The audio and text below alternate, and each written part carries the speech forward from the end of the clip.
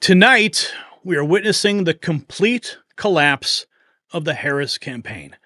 The Washington Post bombshell decision to block her endorsement after Jeff Bezos stepped in has thrown the Democrat establishment into chaos. But wait until you see what's happening in Dearborn, Michigan.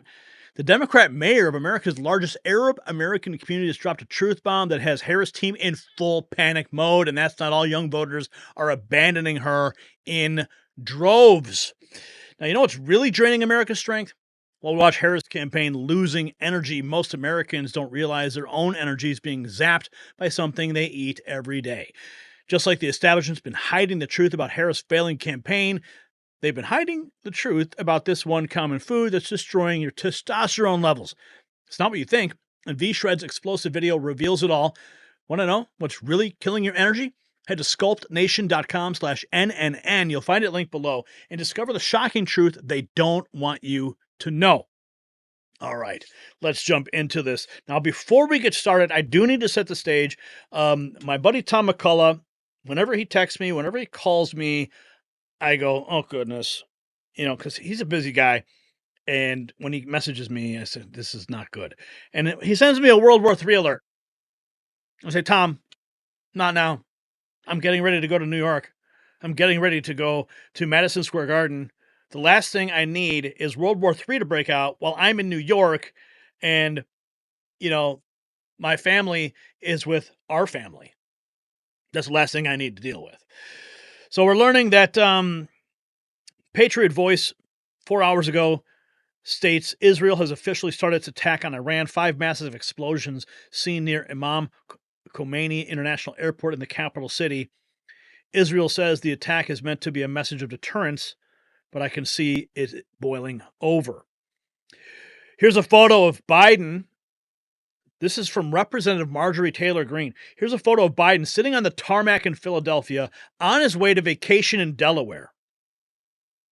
Kamala Harris is partying with Beyoncé in Houston, all while a major war breaks out in Iran. Who exactly is running the country?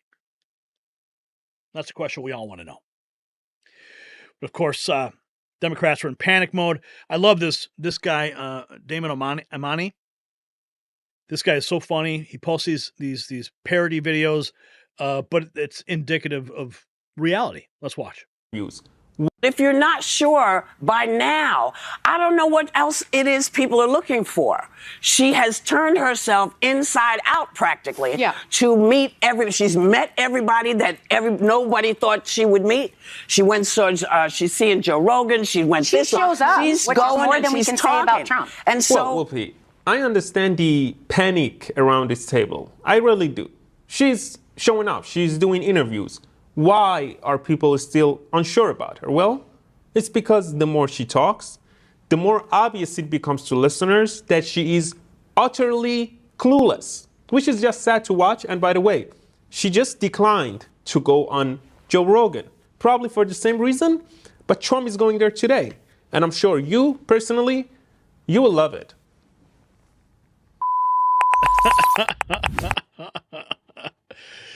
Yeah. You got to throw some humor in with the madness that we are all enduring. Oh, and it's getting so bad that Democrats are even fighting each other live on CNN.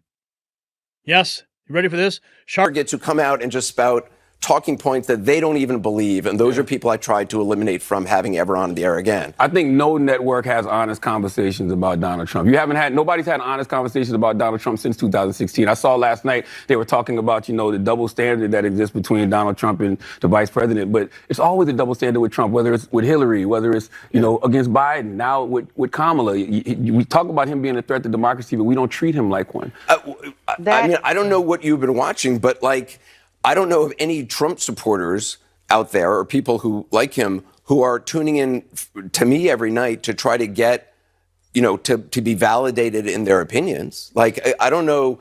I don't know. I disagree. I don't think it's about validating. What do you mean, validating the Trump? Well, you're saying that we're no, we tune into you so that we can mock you.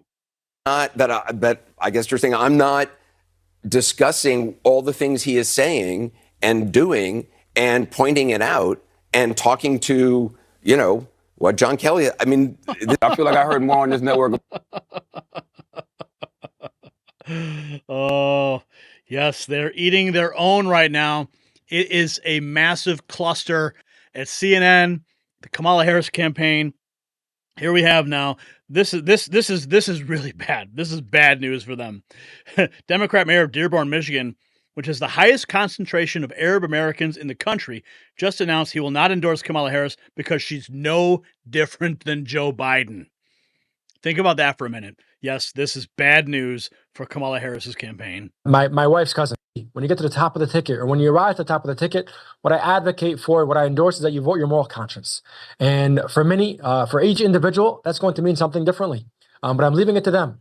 I am not endorsing any single candidate for president, as I have not found any candidate, especially the candidate with the party that I've affiliated myself with, who has been willing to depart from the current course that President Biden has taken us down on the genocide in Gaza and the broader conflict that has now touched Lebanon.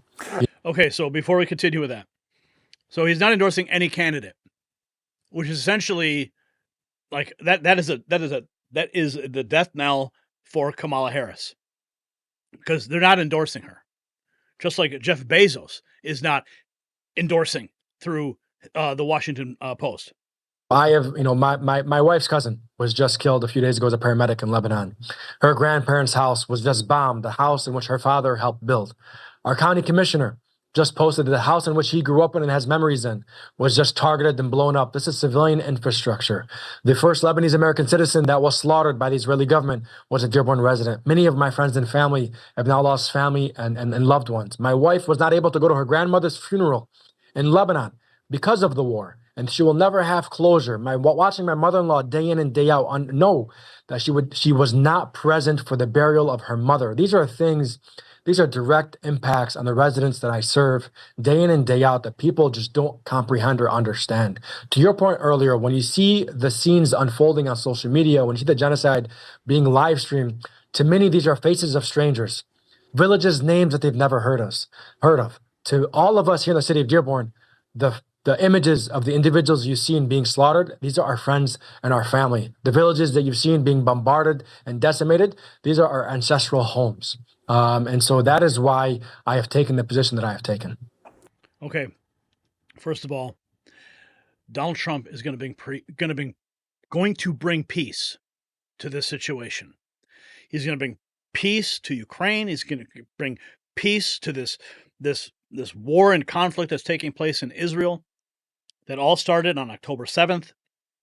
None of these things would have happened if October 7th never occurred. And this is only escalating, as I brought up at the beginning of this report, with the bombing that's taking place right now in Iran. So all this needs to stop, because everybody knows that Donald Trump, he'll get it done. He's already called for peace. They don't want World War III. They want peace in the world. And the fact that he's not endorsing anybody sends a very strong message. The hits keep coming. Something magnificent is happening right now. The most important guy at the Washington Post just resigned after Jeff Bezos blocked them from issuing an endorsement of Kamala Harris. Joy is departing from them. They are now fighting each other in public and throwing tantrums. God is on the move. By the way, I didn't realize Peter Griffin from Family Guy was the top guy at the Post. Ha ha ha ha ha. Washington Post says it will not endorse a candidate for president. Now, of course, if you saw this is the head of the cover page of the New York Post. The choice is clear: to put a nation on the right path, back to the future. The Post endorses Donald Trump. I'm going to get to this clip here of this 18-year-old college student said he's voting for Trump because the black men are getting left behind by the Kamala Biden regime policies. We're going to play that in a moment, but I want to get to some other elements here. Here is endorsements. Vivek Ramaswamy, he says, endorsements don't usually matter, but this one does because it's Representative Thomas Massie, and he has something most politicians don't: principles. So Thomas Massie now coming out and endorsing Donald Trump because he will put America first by securing our liberties at home and preventing needless wars abroad. Like I just said. Over at the Lincoln Project, they are in panic mode. Yes, they're selling The Lincoln Project, of course, these are all the never Trumpers on the Republican side, the establishment Republicans. The Harris Walls ticket has injected joy back into American politics. Now you can spread that joy all election season and beyond. Get our Harris Walls sticker pack and yard signs now available at our gear store. Yeah, they only have a few more days to liquidate that inventory before it is absolutely worthless. So fire sale going on at the Lincoln Project. Here is the official statement from the Washington Post, and then we're going to play that clip of that young man, the African-American man, talking about why he's not going to vote for Trump. This is a statement from the Post Guild leadership on the Washington Post decision to not endorse the presidential candidate. It says here, "We are deeply concerned that the Washington Post, American news institution in the nation's capital, would make the decision to no longer endorse presidential candidates, especially 11 days ahead of an immensely consequential election. The role of an editorial board is to do just this, to share opinions on the news impacting our society and culture and endorse candidates to help guide readers. The message from our chief executive, Will Lewis, not from the editorial board itself, makes us concerned that management interfered with the work of our members in editorial." According to our own reporters and guild members, an endorsement for Harris was already drafted, and the decision to not publish was made by the Post owner, Jeff Bezos.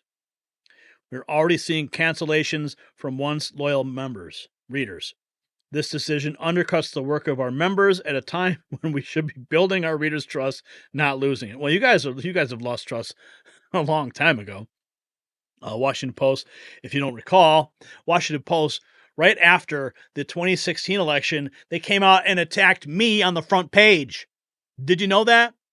Yeah, just Google it. Google Washington Post, Gary Franchi, Washington Post, Next News Network, and you'll find the article. They said that we were spreading Russian propaganda and that we were part of the fake news syndicate. Yeah. The same Washington Post that now Jeff Bezos has just put the kibosh on actually endorsing a candidate. Well, you know what? It's because Jeff Bezos sees what Elon Musk is doing. You know, those two guys are rivals. And Elon Musk is out there on the campaign trail. He's stumping hard for Trump in Pennsylvania. He's got petitions. He's putting incentives out there for people to sign a petition to support the Constitution. That's it. And, that's why he's not going to put an endorsement out, because he knows that would be another nail in the coffin for the already dying Washington Post. So make sure you want to have some fun. Go ahead and look up that article back from 2016. Right, it was actually November of 2015. It was like a couple weeks after the election. They came out and they hit me. But that was just the beginning of the hits that were happening back then. We had the New York Times, we had Forbes, we had The Guardian. They all came out and attacked me. And then in 2020, right before the 2020 election, full page Sunday paper, they had me in the Chicago Tribune trying to kneecap me right before the election. It's because we're effective. It's because we get the truth out. It's because we can inspire people with a message and motivate people to support the truth. And that's what it comes down to, my friends. Supporting the truth, restoring our republic, as the great Aaron Russo once said. So now, let's watch this 18-year-old college student saying he's voting for Trump. They give us handouts. I am currently on the OSU campus. If you don't mind me asking, JT, how old are you? I'm 18 years old. You being an 18-year-old young man living in Columbus, Ohio, a black man, how's your current experience and how do you view the way things are going now in America? It's not favorable for us black men, honestly. Like, everything I feel like is just out to get us, We got to really grind and hustle because, as you can see, like, the politics and stuff like that, like, this coming election is really crucial for our demographic. So, yeah. I won't say that, like, my life is hard, but, like, people like me out there are struggling and, like, things need to change, so. We have Trump, we have Harris, we have the field. Do you plan on voting? Yes, sir. Who do you plan on voting for? I'm voting for Donald Trump. Okay, so this young man right here is voting for Donald Trump. Now, you have to let us know, why are you voting for Trump and what are your reasons? So, first and foremost, I don't see any of them as great people.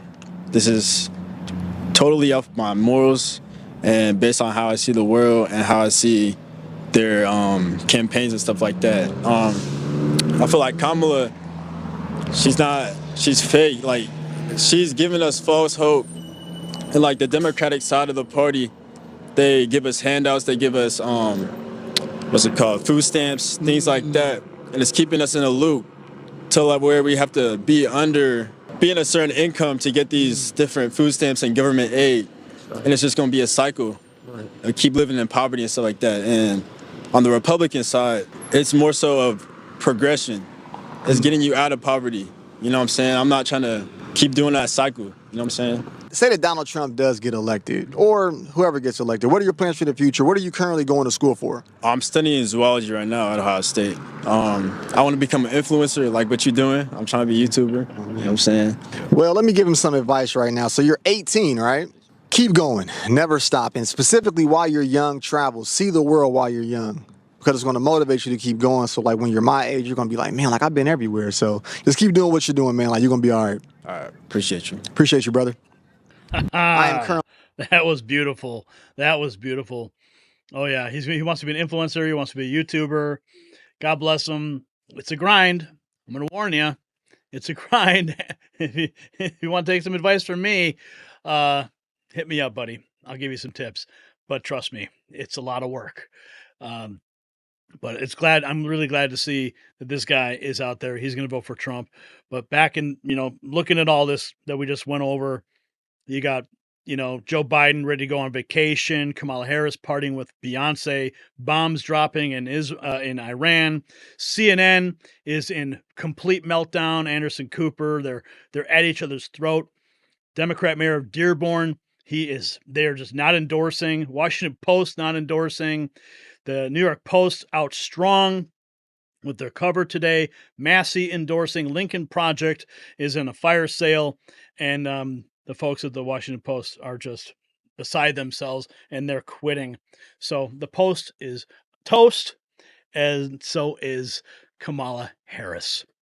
So the signs are undeniable. From the Washington Post and the Harris campaign, well, it's in free fall. Even traditional Democrat strongholds are jumping ship. And her media blitz has backfired spectacularly. But here's what we need to know from you. With Harris' campaign crumbling and Biden out of the picture, what's their next desperate move going to be? Share your theories in the comments below.